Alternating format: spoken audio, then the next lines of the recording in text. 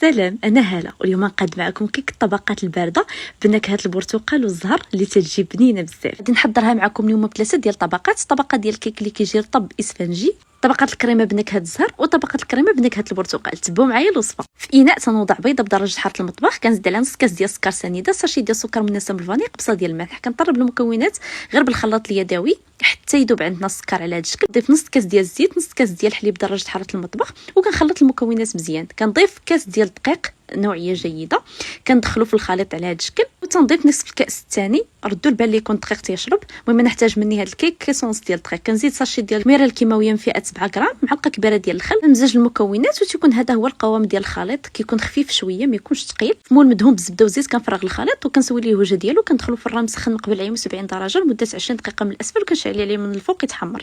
وتيكون هذا هو الشكل الكيك بعد ما طاب. شوفوا معايا شحال تيجي خفيف ورطب.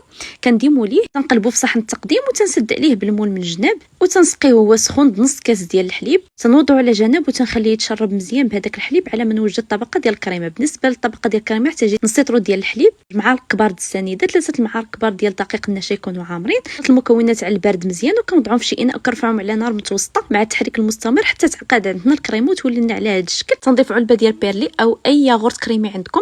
كنضيف هنا شويه ديال النكهه ديال الزهر. اللي متوفرش لكم تقدروا تستخدموا سكر منسم بالفاني. في الاول مع المكونات نفرغ الكريمه فوق الطبقه ديال الكيك. حاولوا تسرعوا في هذه المرحله باش ما تجمدش لكم. صافي تنسوي لها الوجه ديالها مزيان وكنخليها تاخذ درجه حراره المطبخ برد مزيان، عاد تندخلها الثلاجه. بالنسبه للطبقه الثالثه كنحتاج 2 كيسان ديال عصير البرتقال، 3 المعالق ديال السكر، 3 المعالق ديال دقيق النشا يكونوا عامرين. تقدروا تعوضوهم كريم باتيسير. كنخلط المكونات على البارد، كنوضعهم في اناء على الخليط على نار متوسطه مع التحريك المستمر حتى تعقد عندنا الكريمه على هذا الشكل. ضفت هنا معلقه صغيره ديال نكهه البرتقال، كتعزز لنا النكهه ديال البرتقال، بالاضافه انها كتعطينا واحد اللون زوين اللي كيكون شويه برتقالي. استعانه بمعلقه او سباتولا تنفرغ الطبقه ديال الكريمه ديال البرتقال فوق الطبقه ديال الكريمه ديال الزهر. تسرعوا في هذه المرحله باش ما تجمدش عندكم الكريمه وانتم كتقادوا فيها. كنسوي لها الوجه ديالها وكنخليها تاخذ درجه حراره المطبخ، عاد ندخلها الثلاجه تبرد لاطول مده ممكنه.